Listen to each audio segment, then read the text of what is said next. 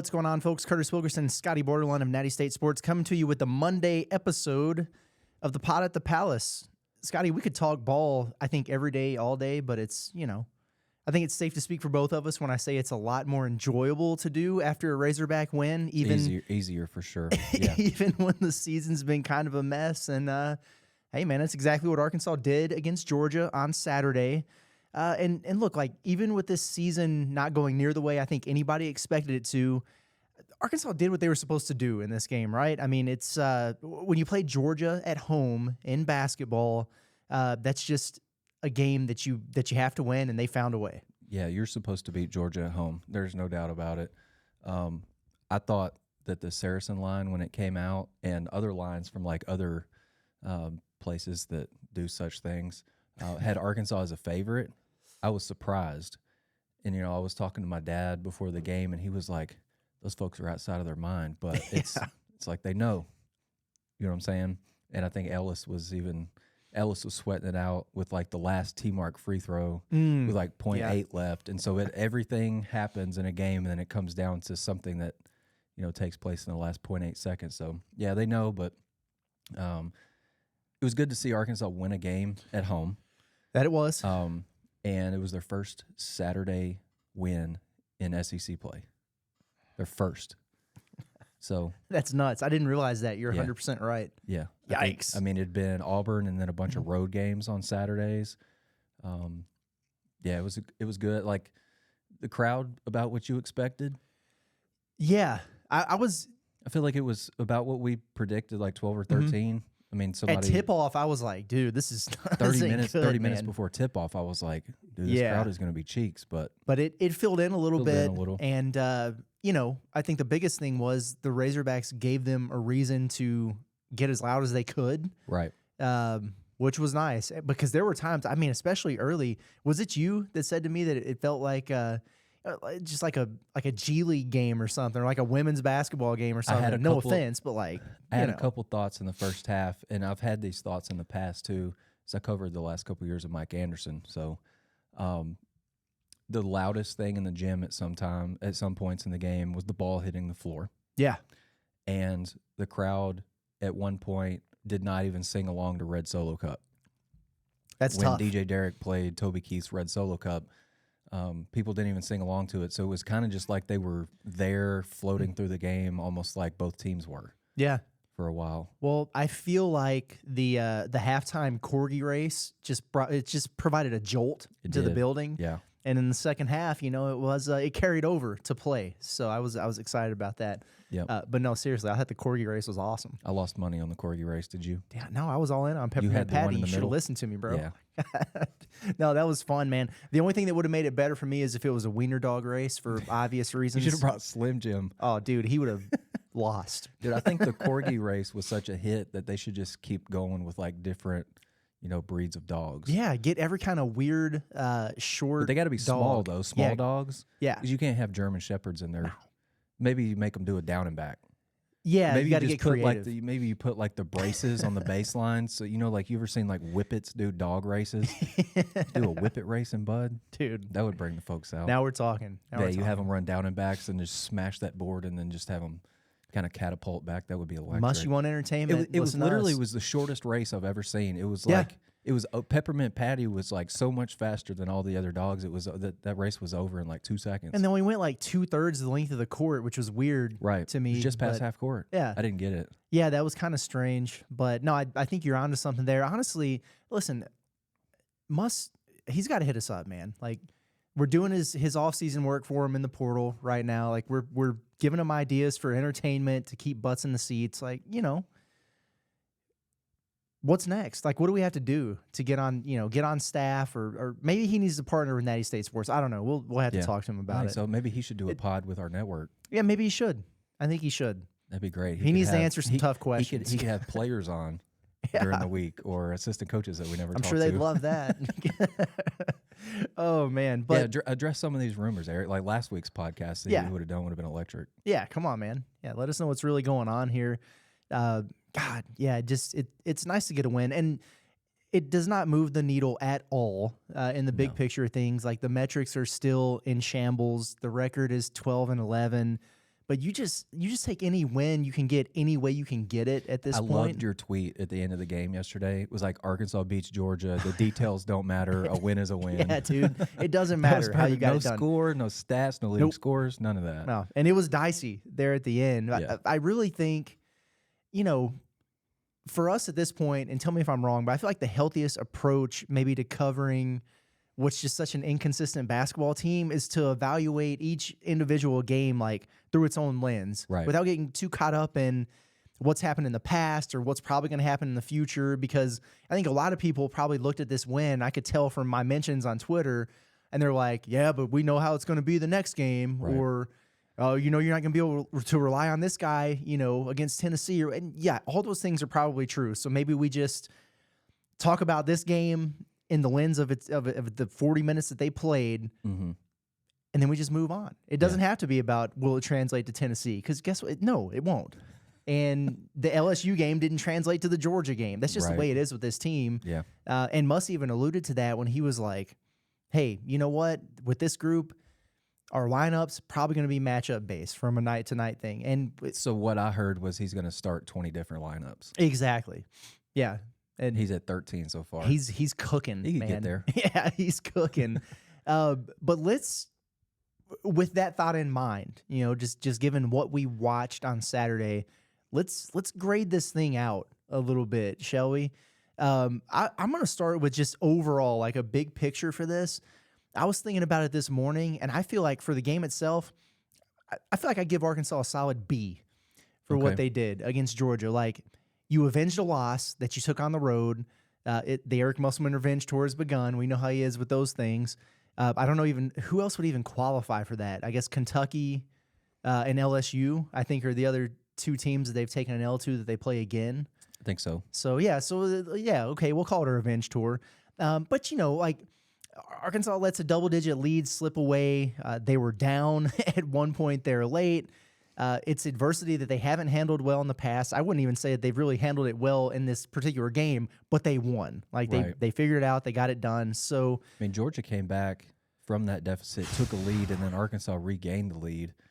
So they showed us a little bit there. Yeah. More than what they've done in the past, I would say. Yeah.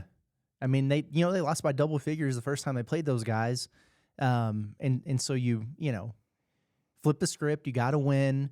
You had another one of those games, your most recent outing, where it was like, are they even trying? Are they disconnected? Do they care? I thought they played hard. I thought they looked good. I mean, yeah, I'm never going to give anybody an A+ for beating the Georgia Bulldogs in basketball, but yeah, dude, they need to win. They got it. And so that's kind of where I think I'm at with that. But I'm curious to get your thoughts, maybe more specifically, just some of the things you saw offensively and defensively. If you had to put a number on it, a grade on it, like what impressed you? What stood out to you? What do you think? Yeah, I mean, I would probably go. I might go slightly lower than you, maybe a B-. Mm-hmm. I didn't like Arkansas's defense in the second half. Like Georgia, like both of those teams, I remember looking at stat broadcast at one point, and Arkansas was shooting like 70%. Yeah. More than halfway through the second half, and then Georgia was in the mid-60s, and so that's kind of gross. Yeah. It was like we looked at each other at one point. It was like nobody's getting stops, Mm-hmm. and we needed one more Mekhi Mitchell rebound, and we're like, thanks, by the way, brother, we're not getting it. We're not getting it because Georgia's not going to miss a shot, and Arkansas is either, hitting shots or getting fouled and going to the line. Mm-hmm. And so we're like, dude, where's this rebound going to come from? Overall, though, I liked what I saw from Arkansas offensively, more balanced than and more like if you look at, I think I said this on the post-game show, first time that they've had 5 guys in double figures since the Florida game. I still can't believe that. Florida by the game way. was just kind of like 5 guys were in there. You got to throw it away though because you can't take anything from it. Right. That this was a true balanced effort. To your point, yeah. Yeah. Ellis went for 15, Minifield 15, Kai 14, T-Mark, your leading scorer, is like your 4th leading scorer in that game, and then Jalen Graham gives you good minutes too. Mm-hmm. So I like the balance. 3-point attempts were probably right about where I expected them to be. Where were they? 5 for 14. Okay, yeah. But another plus was Arkansas was on the right side of the 3-point differential. Like they hit 5 and gave up 4. Mm-hmm. And I remember at one point Georgia had missed like 11 straight threes something like that. So maybe it was just like maybe a one-off game from 3 for Georgia, because I know they can shoot it a little bit.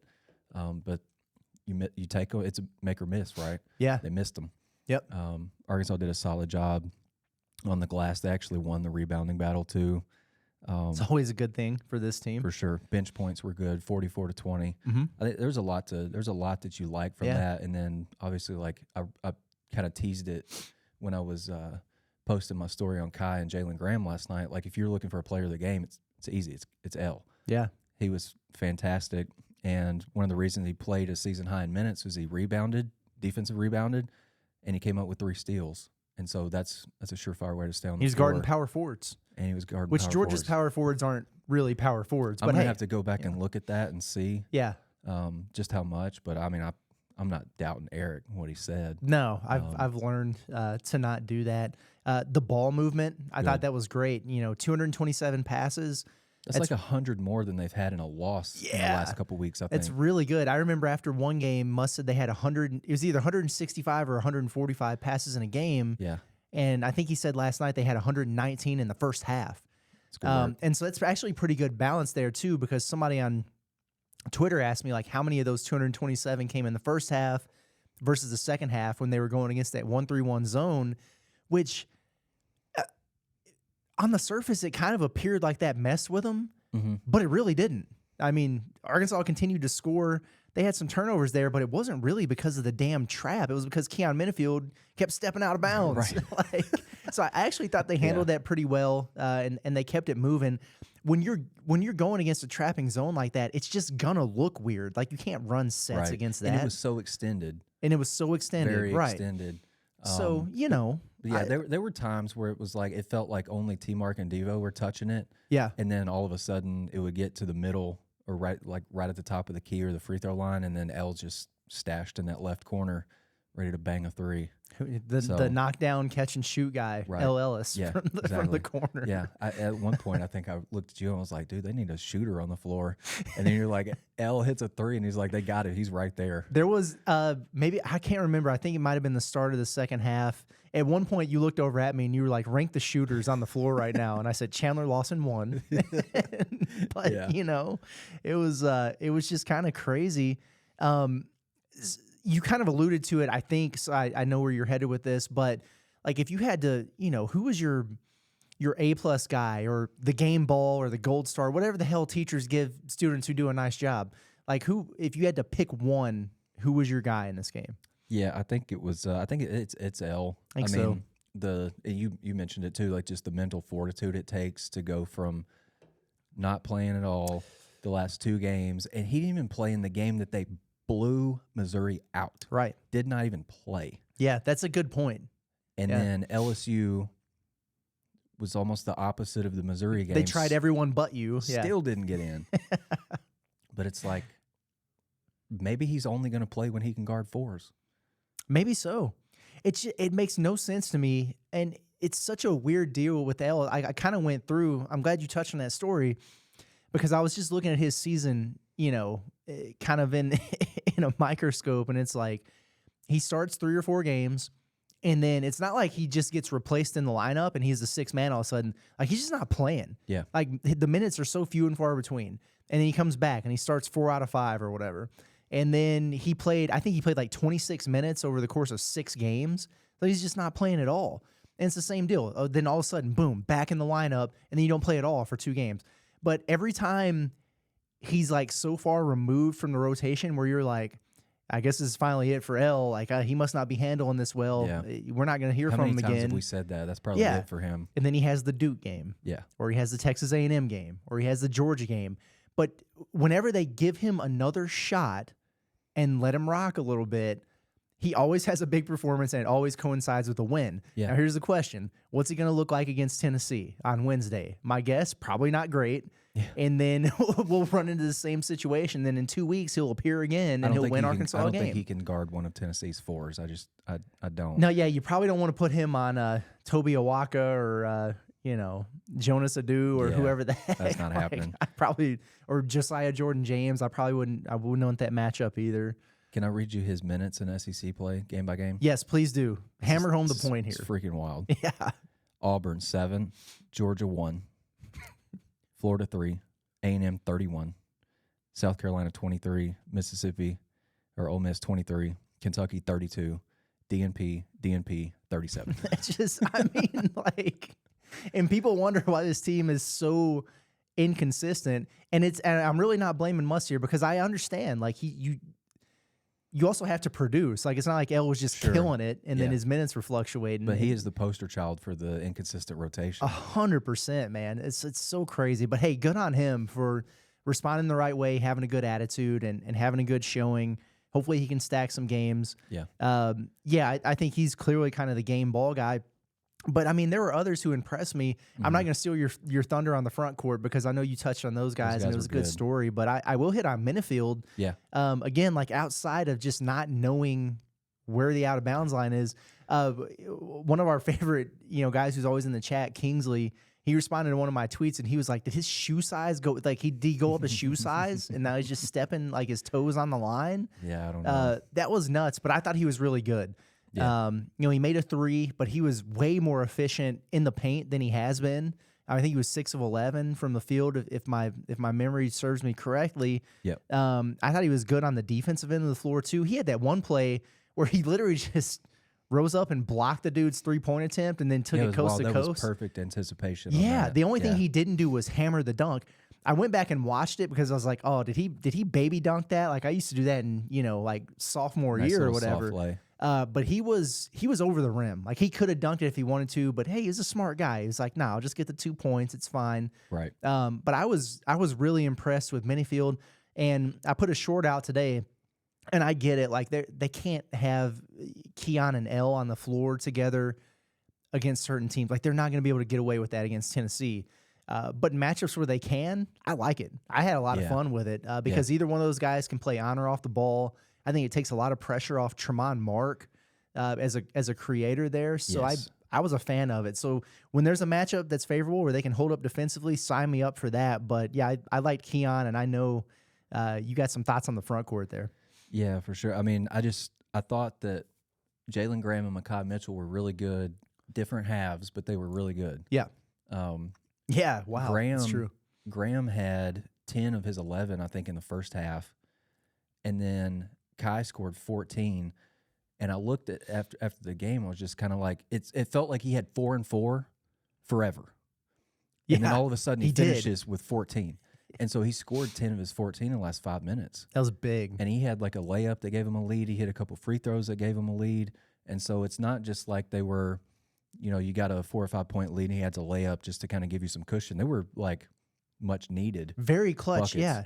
He's gotten so much better at the free throw line. He has. Like before he came to Arkansas, he was literally a career 50% free throw shooter. Yeah. And he improved on that last year, but I think he was maybe low, maybe mid 60s. But what does he shoot now from the line? He's 22 of 27 in conference play. Yeah, he's killing it. I think he's over 75% from the year, and he looks confident up there. It looks good. That's huge when you can have your center do that. And I was only half joking when they sub blocker in for him, in that finals. I think there was like 8 seconds left. They're trying to get the ball in bounds. I said, man, Kai might be a better free throw shooter and ball handler. Like, why'd you take him out? But, I mean, yeah, it's but kudos to Kai, man. There were times there in that game where I thought he was going to kind of lose control. And we heard Keith Smart on the Sassy's radio show talking about limiting Kai's blow ups, where he just gets too emotional. He's an emotional player. But you remember that one time where like play was ongoing and the ball's going back down the floor and Kai is like aggressively approaching the official. Like he didn't give a crap about what was going on in the game. In front of the Georgia bench, but on the opposite sideline. Officials in the corner. How did he not get a the ball's tee? Getting inbounded and Kai walks from like the right elbow over to the corner. And it's not like he's just like got his hands out like this. It's like one of those. As far nuts, as I remember, it was crazy. But I think we need to give Kai his flowers too. He's averaging almost 14 points in the last 4 games. He scored in double figures in 4 straight games for the first time in his college career. That's awesome, man. Good for him. It's really good. And I asked Eric after the game, I'll be really transparent here. there was a question about Makai, about 2 questions before I asked about Makai, and thankfully I worded it a little bit differently. But I just brought up the scoring streak he's on, and Eric, just sky's blue. Eric's going to talk about high FTA guys. Yes. And so he's like, at least a couple games in that stretch, he's had a bunch of free throws attempted, 8 on Saturday, had 10 against Kentucky, which is good work. He had 4 in both the games in between. So he's been really good there. He's taken 27 free throws in conference play, 26 of them in the last 4 games. So he's playing physical. He's finishing around the rim. He's converting at the free throw line, which is what they need. And I saw that there was a comment on my story about the front line guys. And they were like, why wasn't Jalen Graham playing in the second half when the game was pretty tight? It's free throws. Yeah. Right? Yep. 100% true. Because Georgia's, where would Eric have put JG on the floor against that 1-3-1? Is it the dunker spot? Or he would have been in the dunker spot for sure. In the dunker spot. So you throw it to him, and it's just like an automatic wrap up. Yep. Georgia probably wouldn't have even cared if they'd have gotten a flagrant. It's just he's probably going to go up to the free throw line and split it best 1 out of 3. Like you hope he makes one. You're keeping a bad FTA guy off the free throw line. That's a good point. By not playing him, but in the first half they needed his points. Mm-hmm. That was and they had no answer for him. Yeah, for sure. He was a reason why they went into halftime up 5, despite their best efforts to not go into halftime up 5. Yeah, they tried hard to have a poor finish. Yeah, to the half. I thought it was really good work. Different segments of the game. JG got loose in the first, and then Kai closed strong. Yeah, so that's great. That's exactly what you want. Those guys are putting up over 26 points a game the last 4. So keep rocking with them. How would we evaluate or categorize or sum up Devo's return? He played just as much as I thought he would. First of all, did anybody nail the stat prediction? Is anybody getting 7, Brew? He finished with 4 points the other day. He finished with 4 points. What did he have? He had 4 points, 4 rebounds, 3 assists. Mm-hmm. I think legitimately only my dad and my buddy Evan, who, shout out to Evan, I met him at a Parker McCollum concert at George's, and we hit it off over the One Shining Pod that Mark Titus and Tate Frazier used to do. Yeah. We hit it off over that, and we've been, that was probably 3 or 4 years ago. My dad and my buddy Evan were the only guys that even nailed his points. Oh, wow. No 7 Brew for y'all. And I will come up with something for Wednesday. We'll keep this going until somebody wins something. Yeah. It's probably going to be related to Dalton Connect's scoring line for Tennessee on Wednesday. But yeah. Okay. But yeah, Devo. Nothing surprised me. No. Really, at all. It was just a typical Devo kind of game this year. Yeah. I thought he played hard defensively. He was moving the ball, like it didn't stick with him, but I don't know that there was a lot behind the ball movement. I think what I told you was I don't think a whole lot of these passes have much purpose to them. Yes, that's a better way to say it. Yeah. He finished with 3 assists, so he was tied for the team lead. Yeah, he had a couple good ones, a couple nice assists. I remember one to Kai late. Yes, that was pretty big. Yeah, he hit the 3, which was nice to see. Other than that, it felt like a lot of dribble penetration. And like you even mentioned, like he was pointing to guys and just like kind of directing traffic, but nobody would move. They weren't listening. Well, they weren't moving where he wanted them to go, and so it was kind of driving. Oh, pitch it back 3 feet. It was a lot of that, right? But I think some of that maybe had to do with Georgia playing a zone, and maybe just not getting proper off ball movement that maybe he wanted. I think he only turned it over once. I don't know. Like he was fine. Now he did make a just boneheaded decision and play on the defensive end of the floor in the closing seconds of that game. But I thought you were going to talk about the 3 he took, like the one shot that he took.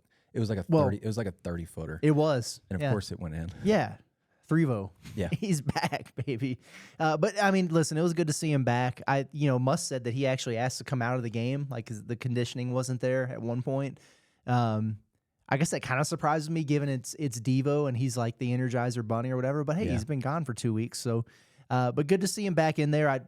He didn't stand out to me, but I also didn't think he was a liability. Like I don't think there's very many guys who could miss that much time and not just being in games, but like not being around the team and then show back up, practice for a few days, and then, make a positive impact and be able to do what he did. So, but you wonder if Eric trusts him, who was inbounding the ball late in the game. Yeah. I mean, hasn't done a whole lot the last couple of weeks, and then first game back, you're putting the ball in his hands to get the ball inbounded so you can seal a game. And can we just go ahead and say, like, being the inbounder for the Arkansas Razorbacks, coached by Eric Musselman against the press in late situations, got to be the most stressful thing no joke. in the world. Yeah. It gets no worse than that. Yeah. Mike Rowe might need to do a dirty jobs on that one. That one's tough. Yeah. I mean, that is that's just not a fun situation to be in at all, because I don't know, like, Muss is a great coach, but his press breakers, sorry, dude. Yeah, and you got 5 guards on the floor and you cannot get the ball inbounded. I don't understand it. It's frustrating. Maybe you just need to do the line of scrimmage play out of bounds and just have two guys set a pick on one defender and the other guy goes against the ball. I don't know. Gosh, yeah, it's never a good situation for Arkansas to be in. They always struggle with that. Super stressful. I can't imagine what my dad was like watching that. He stresses out big time over that kind of stuff. But he's not alone. Like, it's an adventure every time they try to inbound the ball late game on the baseline. It just seems like it's almost mission impossible there. Yes, exactly. Well, before we move on from this Georgia game, we are going to pat ourselves on the back. Behind you is the Natty State Sports Transfer Portal Big Board, and we put Georgia freshman point guard Silas Demery on it after the last time these two teams played. He's tough. And listen, we had our launch party in here Friday night, and we showed a lot of people this board, and there was one notable basketball mind who looked at me and said, "Why you got that guy up there?" And we said we both like him, and he's a big point guard, tall, and he fits the mold. And he just promptly comes into Bud Walton Arena, and he gives Arkansas 19 points on 7 of 10 shooting from the floor. He knocked down his only 3-point attempt. He was 4 or 5 from the free throw line. He had 3 assists to 1 turnover. He had 1 block and 2 steals. That's pretty damn good work, I think. It's good. So he's going to stay on the board, and kudos to you, because that was your addition to the board. Move him up I might move him up. Yeah, he might be moving up there. One thing I do know is Anderson Garcia ain't going nowhere. I was about to say he ain't moving ahead of Anderson Garcia's 17 rebounds. I texted you last night and said he's got 13 points and 33 rebounds in the last 2 games. That brother might move up to the first slot. Man, seriously. That is insane. And he's a 6'7" wing. It's not like he's a 7 foot. He's not Zach Edey grabbing those rebounds. The dude is just a freaking monster. Yeah, and those 17's not even his season high. He had 19. He had 19 against Houston Christian one game. But doing 33 in 2 SEC games back-to-back that's clearly more impressive than 19. That's good work. And Arkansas against a directional city school in Texas. Yeah. Arkansas gets to see him again here in the short term. Good luck to the Arkansas front court. Yeah, good luck for that. Which we'll move on from this Georgia game now, but we talked about it a little bit on the post-game show last night, but Arkansas's got to avoid Wednesday sadness at the SEC tournament, man. Listen, like they're not going to the NCAA tournament unless they win the SEC tournament, right? So you really would like to play one less game at this thing. You don't want, what would it be? 4 games and 4 nights you'd have to do to Wednesday, Thursday, Friday. 5 games. Would that be 5? Yeah. Sheesh. Yeah. You don't want those problems. No, because at some point you're going to have to start playing guys that you don't normally play, just to rest guys that have been playing to get you to that. Maybe if you make it to day 3. So Arkansas has to get inside of the top 10 of these standings if they're going to give themselves any kind of chance to make a run there in Nashville. Right now, Arkansas is in 12th.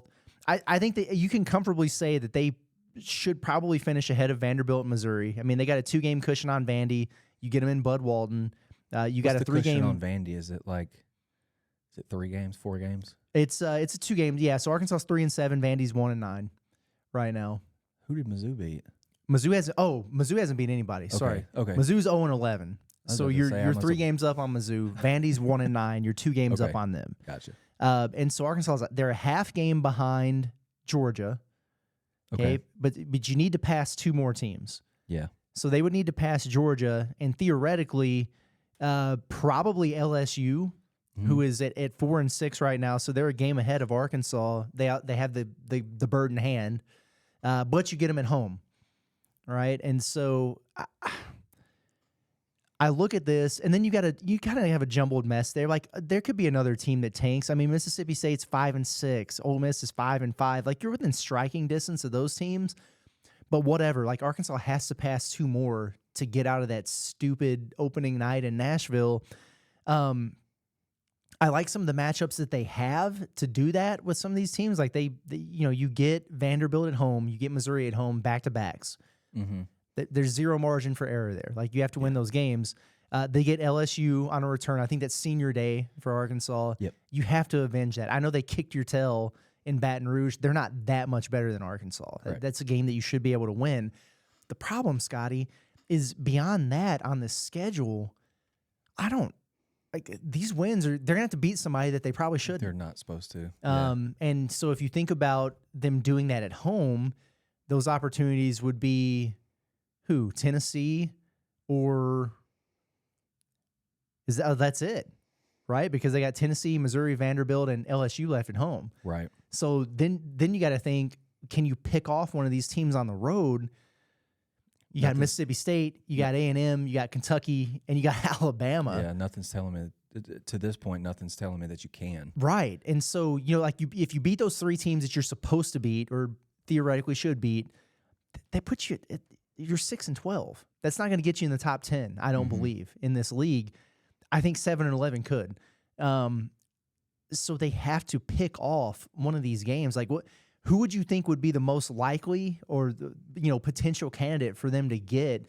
I think we can go ahead and say like those 3 games: Mizzou, Vanderbilt, LSU, must wins. You got to have them. Yeah. So but if you're going to get another that would put you at 6. That would put you at 6. Yeah. You got to get another one, maybe 2, but at least 1. I might say something wild right here. Okay. I think Arkansas will win one of the 3 road games against Mississippi State, Texas A&M, or Kentucky. Wow. Kentucky. Hey, they're gettable Listen, now. Kentucky is struggling. And granted, they've lost 3 straight home games. Yeah. And granted, it's Florida, Tennessee, Gonzaga. But that team doesn't play any defense. 0. And you already know that you've played them well on your home floor. Granted, Dillingham was a DNP, and that's a big one. Oh, but that team's got some major defensive problems. Huge Kentucky defensive does. problems. And they can score it now, but they can, yeah. You can score with them. That's really what gives me pause, because I think like the way that Arkansas's front line's playing, you throw it into Jalen Graham, and I feel like he can go get you something now. Graham Ike was giving him the business yesterday for Gonzaga. No joke. You might be onto something there, because also that is they're vulnerable at home. Arkansas has weirdly had a lot of success in Rupp under Muss. Yeah. And they're still freshmen. It's a lot of freshmen, young guys. They don't overwhelm Arkansas. They're more talented than Arkansas, but they don't overwhelm them physically or in terms of their size and skill. So, maybe that's one that you can sneak up on them. I would say the same, maybe to a lesser degree than Kentucky, but I don't think Bama's off the table.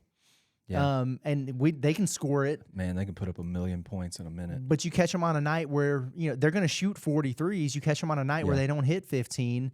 They don't defend either. The paint is sweet at Bama. They're vulnerable on the glass. So and if there's ever a team like Arkansas could not win another game the rest of the way, and then go play Bama, and Muss will have those dudes ready to play against NATO. It's like he just will. So I'm not calling for Arkansas to beat either one of those teams, but if you start looking at where could they steal one, I would honestly put those 2 ahead of Mississippi State or Texas A&M, I think, just because of the sheer physicality, and that's what kind of I think that's what guys like Anderson Garcia that scared me away from saying that Arkansas could win in College Station. Right. That's what scares me about these next 3 games is, I mean, you already beat A&M, so like you've proven you can do that. I think that might have been A&M's worst game of the year that they played, whatever. But Tennessee, you think about their DNA. Mississippi State, you think about theirs. Texas A&M, you think about theirs. It's grown men who are tough and physical and gritty, and they'll punch you in the mouth and they'll rebound. It's kind of like the Arkansas kryptonite. Right. And you got to go play 2 of them on the road, and you got Tennessee coming in here. And Tennessee, they're vulnerable to bad games offensively, but they just had one. And so that's what worries me about Wednesday. Like, they went to South Carolina last week, or actually maybe South Carolina came there, but they scored 59 points, and they went and dropped over 100 in Rupp. Yep. And then they go to A&M, and they only scored 69 in this game. They really struggled over the weekend. Now they're coming to Bud. They don't seem like a team that has back-to-back bad games. And it's that, and I just think it's a horrible matchup for Arkansas, too. They've had their back-to-back bad games. That was in Maui. Yeah, right? When they they're lost playing to Purdue, Purdue, Kansas, and North Carolina. exactly. Whatever, bro. Like, that happens. Right. But yeah, Tennessee, we talk about how good they are defensively. They're top 15 in offensive efficiency too. Yeah. Their last few games they've put up, like, they had a stinker against A&M, but the games before that, 88 points against LSU, and then they put up 103 in Rupp. They're not like it. We talked about older guys. Like, their older guys are scared of nobody. Yeah. Nobody. No. And so, like, older guys, they're not going to be scared of anybody. Or, like, can they have bad nights? Absolutely. And that's what the A&M game was. Right. Because we've talked in the past, like, Reed Arena is just a weird place to play. Mm-hmm. Really matchups for Arkansas against Tennessee. We'll talk more about it, on Wednesday, but, like, they don't exist for Arkansas. Like, they don't have a guy who can match up with Dalton Connect. Mm-hmm. And whoever that guy winds up being, God bless him, means you have one less guy for a monster like Josiah Jordan-James. Yeah. And who's going to keep Zakai Ziegler in front? And then we haven't even talked about, Vescovy or Gainey or any of these other, like, they're going to go zone. They better. I mean, it's that game worries me. Arkansas hasn't won. Has Muss won in Mississippi State? I know he hasn't at A&M. I'd want to say no. I don't think he's won, at the Hump either. So I don't think so. That's another building that's typically pretty tough to play in. Yeah. Especially when Mississippi State's pretty mediocre, but they can get pretty rowdy when they're good. Mm-hmm. Stick with me here for a second. I'll ask you this. All right. Last season, when Arkansas goes to Kentucky, and the Mitchells kind of limit Oscar Tshiebwe, who expected that? Not me. Do you think the way that Kai is playing right now, that you feel better than okay about him matching up with Tolu Smith? No. You don't? No. Okay. I think he could hold his own, but I think this has 2 fouls and 3 minutes written all over it. Sure. But a lot of it's dependent on what kind of whistle you're getting on the road. Yeah. You know what I'm saying? Because he got a good one at Kentucky, and maybe he was getting a lot of ball on blocks and that kind of thing, and they were letting him play a little bit, being physical. But I think if I had to, like, rank that A&M, Mississippi State, Kentucky road games, I'd probably put Mississippi State first. I think so too, though. Yeah. Yeah. I mean, Tolu Smith has been playing well, and they're still losing games. I think I said the Kentucky game. I was talking out of the side of my head, but, like, teams are having success there. Like, Kentucky beat Georgia there, but they gave up like 96 points to Georgia. Yeah. You know what I mean? Yeah. So, and Gonzaga's not a tournament team. Yeah. Like they literally won that game, aren't. and Lunardi moved them up on the first 4 out, or the next 4 out. Yeah. And Florida beat them in there. Yeah. Yeah, so it's not like it's not like they've only been losing to Duke and Kansas and whoever in there. So I mean, they're vulnerable. Kentucky's just kind of like literally an NBA team in the SEC. Like, they can score like crazy, but there's just going to be nights where maybe shots aren't falling in and they lose a game. And they're talented, but, like, Kentucky's not going to be ranked when the AP poll comes out Monday morning. That's wild. It's crazy. Yeah, it's Maybe more NBA talent than any team in the country falling out of the top 25. Well, they only played Rob Dillingham 18 minutes against Gonzaga. That's crazy to me. It's nuts. Yeah, he went for like 26 and 30 and then got 6 shots up. Yeah, and then they had that other kid in the game. I asked you who it was. I've never heard of him before. Yeah, something Burks. Yeah, and you've got McDonald's All-Americans, I don't know. Yeah. We could do an entire podcast on Coach Cal and his transgressions. You guys think you get ticked off at Muss for some of the things that he does? look at the talent on Kentucky and watch John Calipari coach a basketball go to game. Message Board Like, Genius's dude. Twitter account and then look at all the Kentucky posts Yeah. that he screenshotted on that. Yeah, it's kind of a mess. But getting it back to Arkansas, like I think that Mississippi State game is your most gettable, winnable, whatever you want to say. Mm-hmm. And then A&M and then Kentucky. Like Kentucky's it's despite what's been going on recently, it's just tough to win there. Yep. Teams are just doing it because Kentucky can't defend. But I think Mississippi State wants to bring games to a grind. A&M obviously does too. That's kind of the opposite of what Arkansas wants to do, ideally. So, and I'm not ready to say that Kai can, go blow for blow with Tulu Smith, but I didn't expect him to score 10 plus in 4 straight games either. Yeah. So what I'll say is maybe expect the unexpected with this team.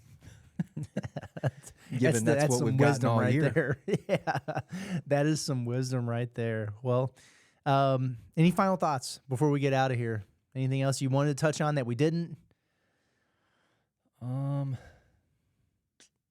Not. I don't think so. Yeah, I don't think so either. We covered it. I think I'm pretty good. Nice win for Arkansas. I'm happy. I've still got to go back and rewatch the game from Saturday for shots defended and potential assists, but I don't really know what I'm gonna go into it kind of unexpected, like just probably gonna surprise me a little. The second half, watching that second half defensively is probably really gonna bug me. Forgot to tell you this. I realized this yesterday or late last night when I was waiting on that Hawaii UC Davis game to start. Yeah, it's a fun one. That we dropped. Had some Ellis told importance. us to drop a bag on. Arkansas didn't miss a 2-point shot in the second half against Georgia. Really? Yeah. They were 14 of 19 from the field, so 5 misses. All of the misses were from 3. Wow. So they were 11 of 11 inside the arc. So Okay. go zone 1 scoring. Woo. That's what Eric wants, right? So Yeah, man. they followed it pretty well. Wow. Okay. Well, that is impressive, and I guess it makes sense. They shot 73.7% overall for the half. So yeah, 5 missed threes in there. Yeah. Did not miss a 2-point shot. Wow. Okay. And there were people griping on the post-game show in the comments that, like, Arkansas missed so many layups. Oh, I just want to scream and punch babies and stuff like that. But they're missing layups. They were 15 of 21. So what's the common denominator there? That's 5 out of 7. That's about 70%, 7+%. Yeah, people were complaining to me about I was like, 227 passes. That's great. It's like, well, it would have been nice if it resulted in more points. I'm like, it resulted enough points for them to win the game. Exactly. Yeah. Just listen, I get it. Like, this season has not gone the way it's needed to go, and they've underachieved or whatever. Take the good. Yeah. Embrace it.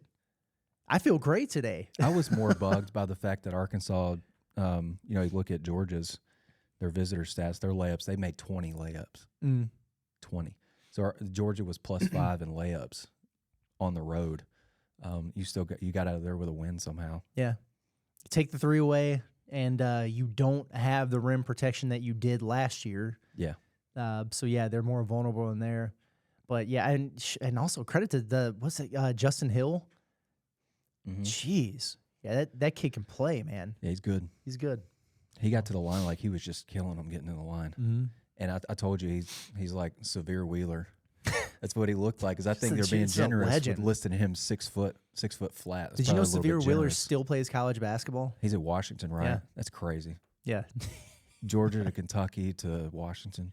I don't know how he pulled that off, but he's still there. Making a So, career playing college basketball. Yeah, good for him, man. All right. Well, let's get out of here. We got things to do. We do. But this has been fun. Maybe since they won, we'll get to talk to Eric Musselman before they play Tennessee. I was thinking so because K-Wood was like, he didn't do all right, we're just going to go into the Tennessee preview. So yeah, I'm hopeful. We'll see. At the very least, he'll be on the radio Monday night at Sassy's, which is the news breaking medium. That might just be it. I didn't even think about that. Yeah. It's his next to last radio show, I think. Yeah, I think that's that right. one and then one in March, the open March. So we'll see. A little Valentine's Day date with the Tennessee Volunteers, but we will have a pod out Wednesday morning to preview that one. It will be entertaining, to say the least. We'll see how it goes. I have no idea. We're just going to talk about Dalton Connect the whole time. Yeah. Prepare yourselves for that. And then maybe a memory from Zakai Ziegler at Birmingham, at Oh yeah. at SEC Media Day. Yeah. Remember he got asked about his knee. Yep.